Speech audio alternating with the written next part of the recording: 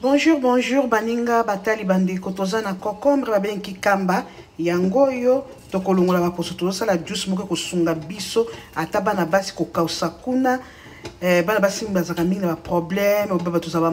Nazo sala juice bo melango penza izo sunga toza na ani o babengi miel ya pire, tokosala ngona concombre na lemon, mai, machine tokonika yango wana ekosunga bino biloko akati ya nzoto, na kati ya nzoto. Ata pona ke kosunga pona basi te kosunga pona santé ki kambe za kitoko citron za kitoko nani ona tuna tolongoli posote na ani na mai bokomona ndenge nazo sala akwe toleka bomi abonné ki kamba na biso yango yo tozokata tolongoli ba poso ba ya mwasi tozo sala ngo na machine après na poto sala jus na biso boko tabomi abonné na TikTok nanga pe na Arrête Kimushebo TV yango na kati siko na kosala lemon.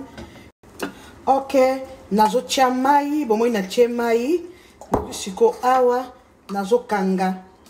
Nini nanga ya machine, nazo tia ngo na brenda, kotonika, boko ta toujours bomi abonné.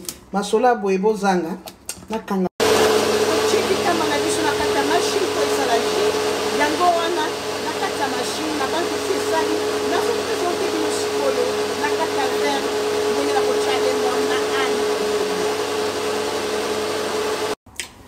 Jina biso yangoyo, bomoni yango bien yangoyo, nazo fongola pona chango na verre na biso. Bomoni jina biso, eleki kutu mingi, nazo fonga na chana. Awa seko nazo kata lemon, il faut green lemon. Eko sunga bino biloko bele na nzoto baya mwasi, to fini, oe kindaka mbangu na fini lemon, nango kocha lemon na mobimba. Full lemon. Bomoni na chana kata jina nga na kwa kocha.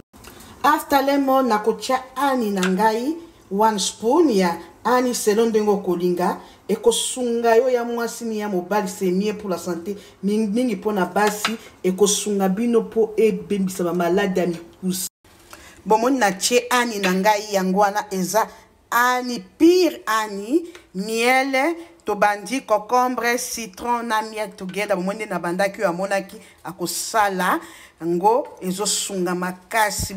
Bomoni na suki na baloli kitoko na meri. Oko saka ngo 2 fois par semaine, 3 fois par semaine surtout ba mwaki e ko sunga bino. Soko zalaka mingi pe basi mingi basaka mingi tam su mai. Ata pona mai te ezo sunga pe pona santé na yo po eza biloko moko eza organique eza bio. Ezo sungo na kati ya mabumu biloko tozana ngo ba maladi mingi bomela c'est bien. Et koko chape moto na nzoto chauffage na nzoto olio ke le bakisa ba koko ba kosa kosaka bino oyo concombre isa musala bobi moko bino moko bobi musala concombre oh mais là c'est bon ngana suki bokota bomi abonné na chaîne YouTube nanga Arrête Kimushebo TV ezu plus bokota na TikTok nanga bomi abonné boko mona ba recette ya modèle na modèle oh mais là c'est bon oh mais là ça goûte. See you bye. Il faut que vous ayez comme casse na marketing. Abonnez-vous sur notre chaîne. Arrête Kimushebo TV. Masole za kokota. O azamata kiloko motema malamu akota. Bye. Bande kwa to mimi kwa ngombe na loso.